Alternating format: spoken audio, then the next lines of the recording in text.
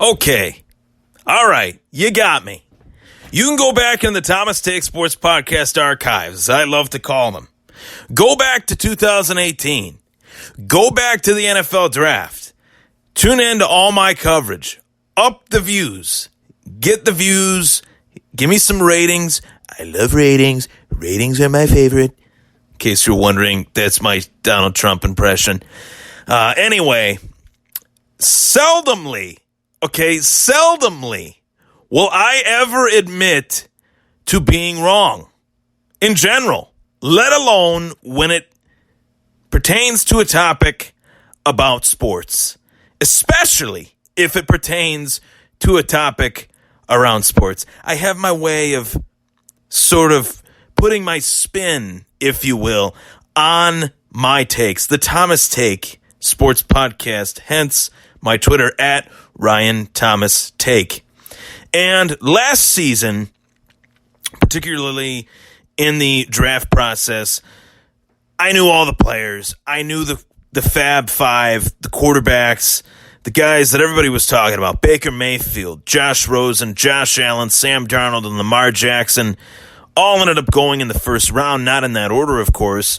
The order went down as such. Baker Mayfield, Sam Darnold, Josh Allen, Josh Rosen, and Lamar Jackson. And when Baker Mayfield was selected with the first overall pick by the Cleveland Browns, I went to Twitter, Facebook, every social media platform that I am on, and said that this was the worst first overall draft choice. I will admit it. I thought that this was a terrible pick by the Cleveland Browns. But I'm here to tell you, I will take the onus on this one. I will eat crow. I was wrong about Baker Mayfield. And I want to apologize to Baker Mayfield. And not that he will ever hear this podcast. Maybe he will. Maybe he won't. But either way, I want to send my heartfelt apologies to Baker Mayfield because I got him wrong. I got him really wrong. I looked at his skill set and thought that it was not good enough for the National Football League. And I was wrong. But why did I think that? What reasons did I have at that time that Baker Mayfield was just not good enough? Well, he ran a very simple offense at Oklahoma. Obviously, we know one thing about the National Football League, and that is that the National Football League is 20 times as fast as college. Very high-paced, very fast-paced game in comparison to college. Pro to college, pro is faster. But a dynamic in Baker Mayfield's game that actually helps him translate to the National Football League is the fact that Baker Mayfield loves to play fast. He loves the 2-minute drill. He loves to get the ball out of his hand quickly. That was something he did his rookie season, and that was something that he did as recent as last week during the Browns' Week 1 preseason game. Baker Mayfield trots out onto that field, leading the Cleveland Browns offense. They run a 2-minute drill like beating a Cherokee drum and get into the end zone.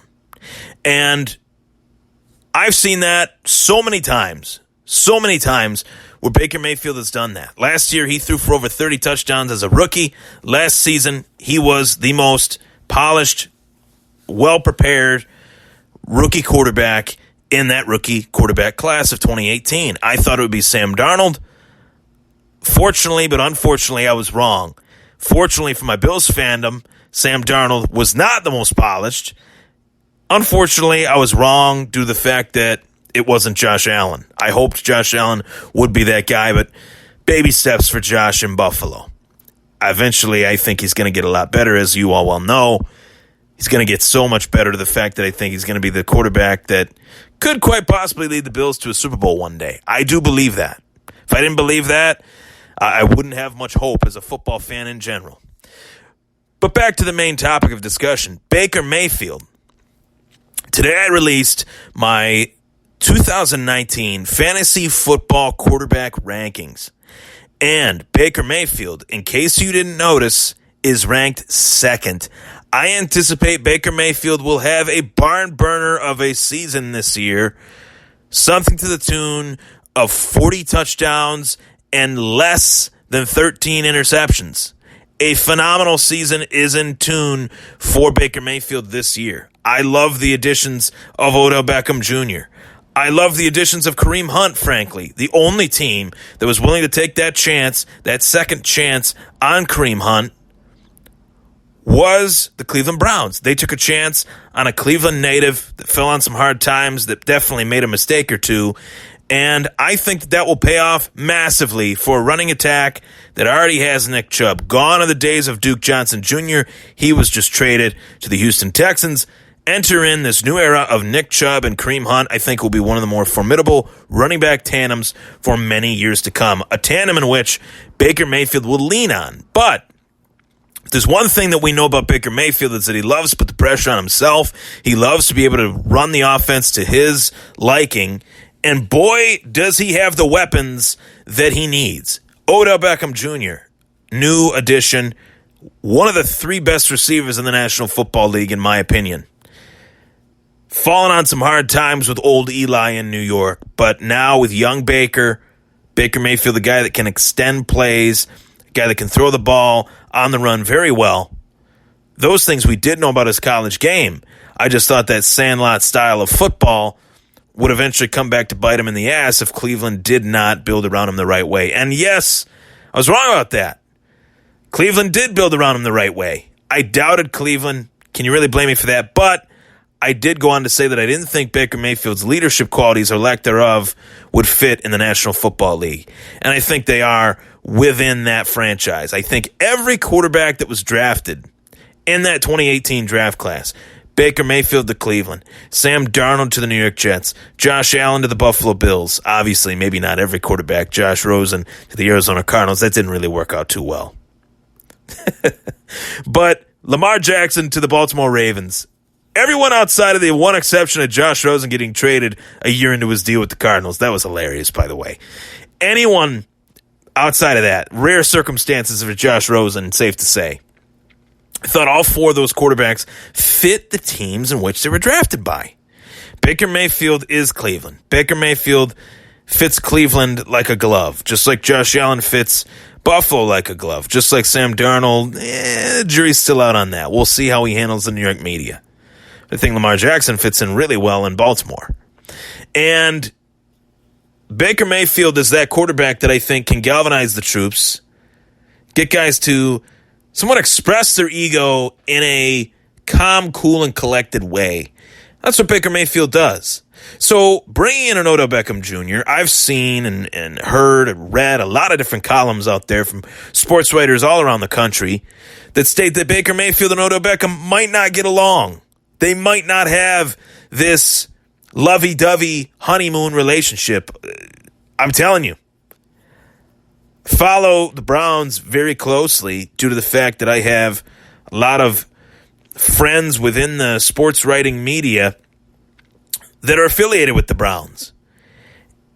This mojo that is going on, and I'm going to call it mojo, is rising in Cleveland. Mr. Mojo Rising himself is Baker Mayfield, the Jim Morrison of the National Football League, the rock star, the guy with the handlebar mustache, the guy that really doesn't care what you think. And go back to me a year ago, I did not like that about Baker Mayfield. But fast forward a year later, I love that about Baker Mayfield now because I feel like it is working in unison with the franchise that the Cleveland Browns have been building. And I knew one thing was for sure. Baker Mayfield was destined to play his rookie season. You want to know why I know that? It's because Tyrod Taylor was their original starter. And it was only a matter of time before the mediocre Tyrod Taylor slipped on a banana peel on the sideline and Baker Mayfield was in. And I say banana peel due to the fact that I really don't think that injury was anything serious. Could have been a water bottle on the field. Could have been a candy wrapper. I don't think that injury was real. I really don't. I think that he was forced out of the game. He was forced out of the game with the Browns and Jets due to the fact that that offense was not reacting to Tyrod Taylor that well. I would say that offense was stagnant, and Baker Mayfield gave it the shot of adrenaline that it desperately needed. Now I wish Tyrod Taylor the best in L.A. with the Chargers. I think there's a connection there, obviously, with Anthony Lynn. Wish Tyrod the best. Great guy. Just not a great quarterback. Baker Mayfield has the potential to be a great quarterback. I was wrong. Baker Mayfield. I was wrong. And I'm okay with admitting it. I can admit on this show, I can admit in person when I was wrong about a take that I've had. Very few and far between has that been the case. I'm willing to say that because that's fact. I've never really had to do this on the show before. Admit that I was wrong about a take, and it takes a lot of ownership to do that. But I was wrong about Baker Mayfield. I think Baker Mayfield is going to be a good quarterback for many years to come. I think he's actually ushering in a new era of quarterback that we haven't seen in quite a while. Maybe a little mix of Drew Brees, maybe a little mix of Brett Favre. High praise, I know that for damn well, to be sure. But I do worry about that hot streak, that hot-headed temper. That's what scares me. That's what scared me then. That's what still scares me now, but I think it's actually working for now in Cleveland. And I say for now because he's got many years of his career to embark on, and it should be a hell of a season where Baker Mayfield is really the guy that I think can lead the Browns out of obscurity, can lead the Browns in a new direction, can lead the Browns to a playoff berth. Maybe a Super Bowl. Wouldn't that be something? Cleveland can win a Super Bowl. Buffalo can win a Super Bowl. Minnesota can win a Super Bowl. All the teams that have lost on the big stage, whether it was Super Bowl or have had their follies like Cleveland has, be nice to see all these teams get one day, wouldn't it? That's just the small market guy, the Buffalo guy in me. I'm rooting for all the small market teams to finally get their due, to finally get their light, their day in the sun, if you will, and shine bright like a diamond. That's really it. Essentially, a lot of people will take a gander at my fantasy football quarterback rankings. They will see that Baker Mayfield is second overall on my quarterback list. Number 2, right behind Pat Mahomes, sandwiched in between Pat Mahomes and Aaron Rodgers. A lot of people are going to look at that and say, wow, what makes you think that? No team has a better supporting cast than the Browns. No quarterback has a better supporting cast around him than Baker Mayfield. Whether it's on paper or not, we know what is concrete. Jarvis Landry is as solid a receiver as any, arguably a wide receiver one on any other team but the Cleveland Browns.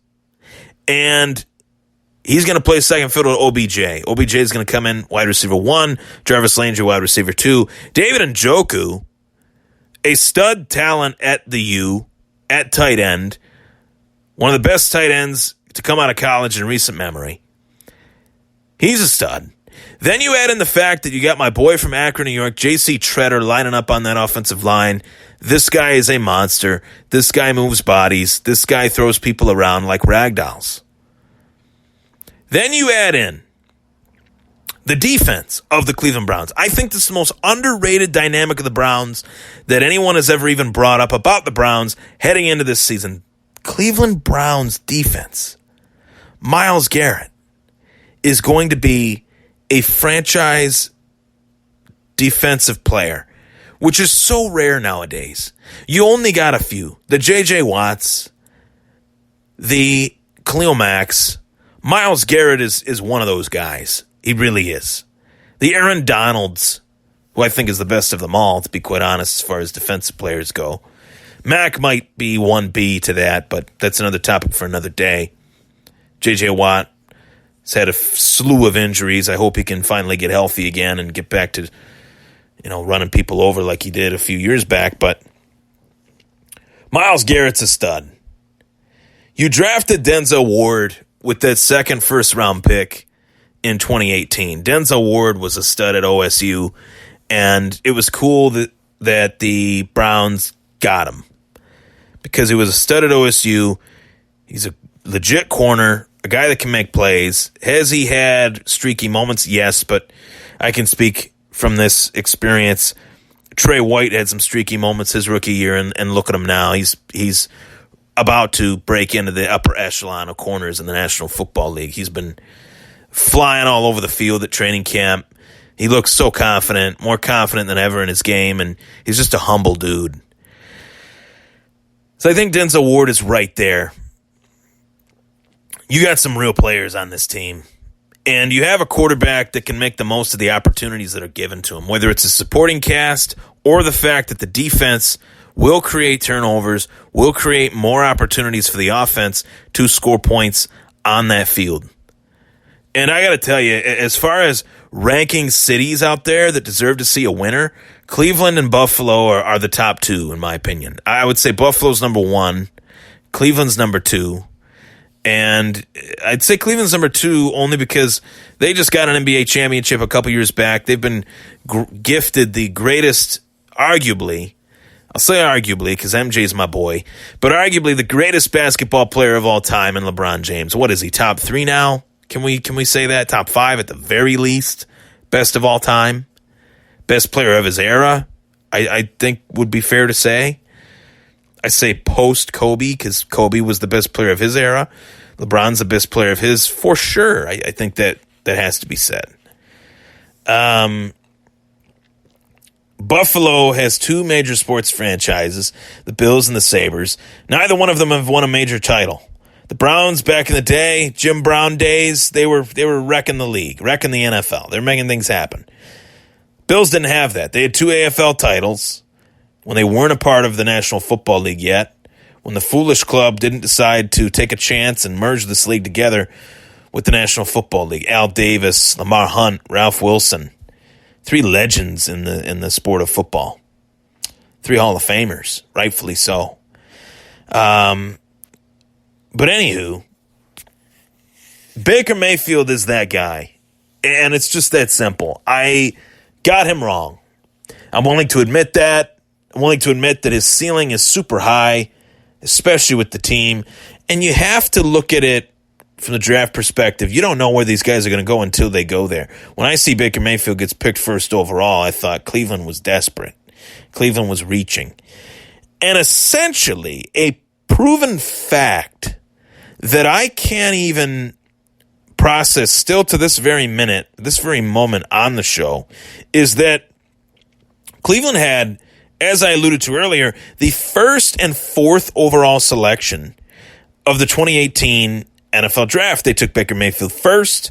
They took Denzel Ward fourth, which shocked me about that whole thing. Not that they didn't get two great players. Denzel Ward is a good player. Baker Mayfield, good player, obviously, as well. But the fact that the Browns could have ran the table, and if they wanted, they could have went out, moved from 4 to 2. They could have got Saquon Barkley.